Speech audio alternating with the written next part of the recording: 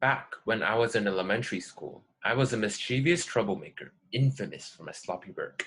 Teachers wrung their hands on me, and my parents were used to hearing complaints about their delinquent son. So there was a time when I was severely scolded by them for deliberately messing up my father's well-organized bookshelf, just with the intention to cause trouble. Remorseless even after the reprimand, I made a decisive move to play a prank on him. So when I was about to leave the house for a tutoring session one day, I stealthily approached his work area, hoping he wasn't anywhere around. Delighted to see that his PC was left on when he stepped aside, I instinctively hit the Command Control Alt down, which flipped his entire display screen 180 degrees. Then I merely left the house. Not very familiar with technology, my dad was unable to use it for 2 whole hours, and by the time I got home, I was welcomed with the stern face of his. Making a deal that I would only fix it if he wouldn't criticize me for it, I reversed it with a satisfied grin. A few weeks later, my mother received a call from my school teacher for being irresponsible with my homework, as I admitted the truth, which wasn't that I didn't do my homework, it was that all of it got lost in the abyss of my room. A shelf filled with everything, from candy wrappers to even ripped pieces of homework. Nothing would get found once placed in there. Well, this mess was the consequence of me locking myself up in my room for at least 4 hours every single day to game nonstop. My parents were immensely frustrated with all the hundreds of calls they received relating to my sloppiness, and were very annoyed with my bad habit of gaming for long hours. At that time, I thought I could have a break from all this irritating condemnation during my transition into middle school. Well, I was seriously wrong. Due to my poor performance at home relating to tidiness, along with my very undisciplined self, my parents notified me that I was going to attend a summer camp named Military Summer Camp for Hong Kong Youth. According to my parents, I would get drilled by professional soldiers, exactly like the ones you see marching with their heads high down the streets on National Day. At first thought, I was fascinated. I imagined all the real soldiers I get to meet, the military performances I get to watch. But then I realized what a training camp entailed, being deprived from all sorts of technology, games, and snacks. Not wanting to go alone, I texted all my friends to see if any of them would join me. Well, the replies left me in a miserable conclusion. I would embark on a lonesome venture into a training camp without a single person I actually know of. To my surprise, the short fleeting months before summer quickly flew by, and I was forced to face the reality of going to a summer camp with military soldiers. The day came, and I was sent off in despair. At first sight of the camp, I was already thinking of ways to escape it, like faking an injury or even bribing the guards. Nevertheless, all these high hopes vanished when I recalled having a body check a few days ago, proving my good health, and the little money I brought was nowhere near enough to bribe anybody. As I looked around the other kids I would spend the next 5 days with, I noticed something they all had in common. Their eyes gleamed with anticipation, excited at the rare opportunity to spend a week with real soldiers. Meanwhile, I was the odd one out. I felt like the road was coming to an end. The first day was rough. The morning after I was assigned to my group, along with provided with my daily necessities, we were taught basic gestures like marching and saluting.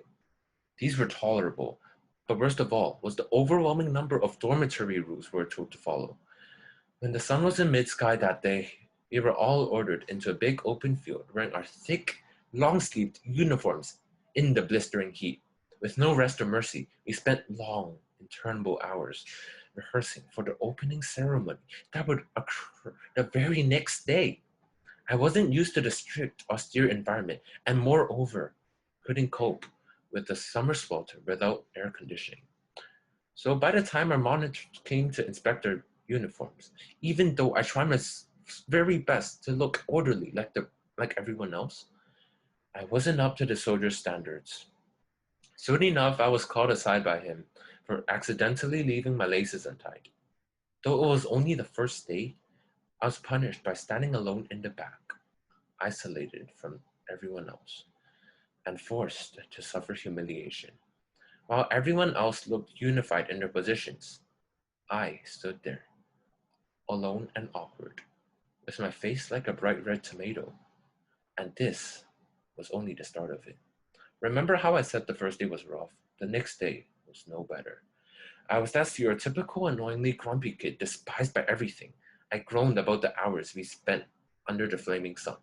I complained about the constant marching that made my body ache from head to toe.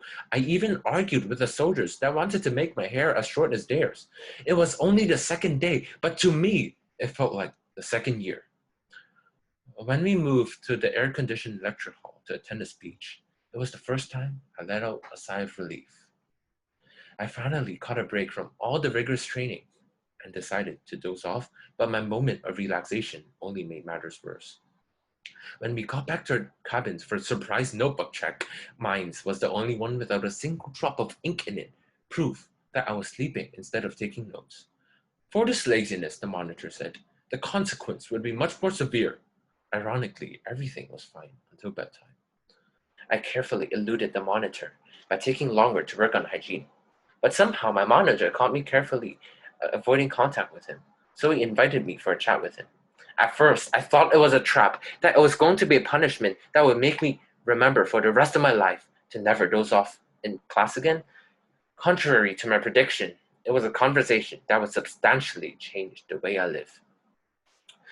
I've been noticing a grumpy, pessimistic attitude in camp so far. Is everything okay with you? He asked genuinely. His sincerity caught me off guard, so I decided to be honest with him. Not really. I don't enjoy my time here at all. We never take breaks from the exhaustive training. And I've been trapped in this place for 2 whole days without my phone or my computer. Well, he replied, an optimistic attitude is crucial to being a soldier, especially when you're a professional like me. I get sent all over the place for various jobs, from doing labor work, like lumbering, to humanitarian work, like assisting the needy, or even combat by fighting in the front lines. Though you're not a soldier, you should have a more open mind and be more willing to step out of your comfort zone. Get a go on the unknown. This will make your life full of opportunities to enjoy the road you're in. We never know when opportunities come, so we should always be ready. That's it for now. Go to bed. Tomorrow's going to be a long day. I was so shocked by how he approached me that when I climbed onto bed that night, I couldn't shake his words out of my head. His advice was like a magnet that wouldn't let go from my mind. Although I was physically exhausted, not only from that day's hard training, but also from the reduced amount of rest I received, I couldn't let sleep overtake me.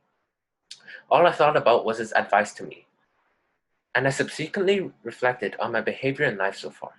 So for the remaining 3 days, I constantly reminded myself to think positively, and apparently his trick does work. I didn't lose my temper because of minor incidents, nor did I complain about pushing my physical boundaries. I just endured all the hardships with a smile on my face, grateful to spend my time here with the soldiers. Thanks to my ardor, the takeaway I received from the camp was to the greatest extent. I demonstrated much improvement in terms of staying organized and developed the habit of tidying up after myself. My cheerful attitude made time fly by in the blink of an eye. Before I knew it, the camp was over, and I was returning home.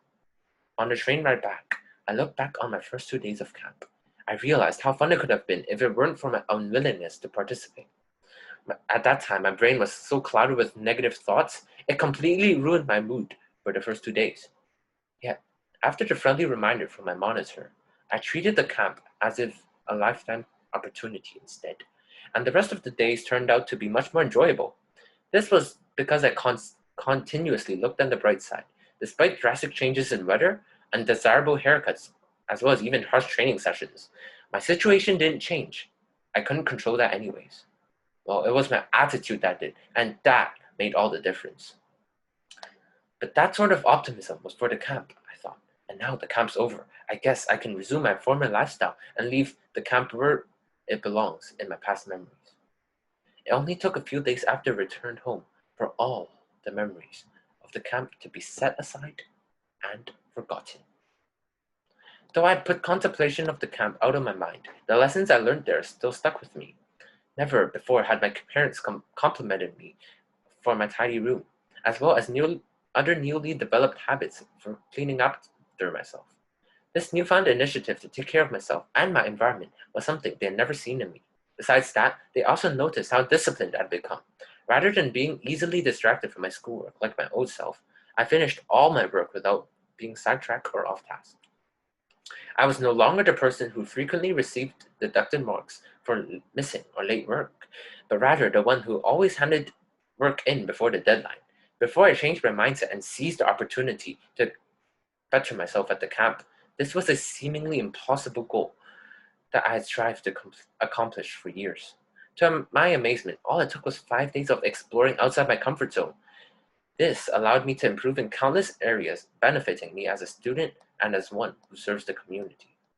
Furthermore, I had always been a sickly boy when younger. I hated watching people exercise, nor was I a fan of it.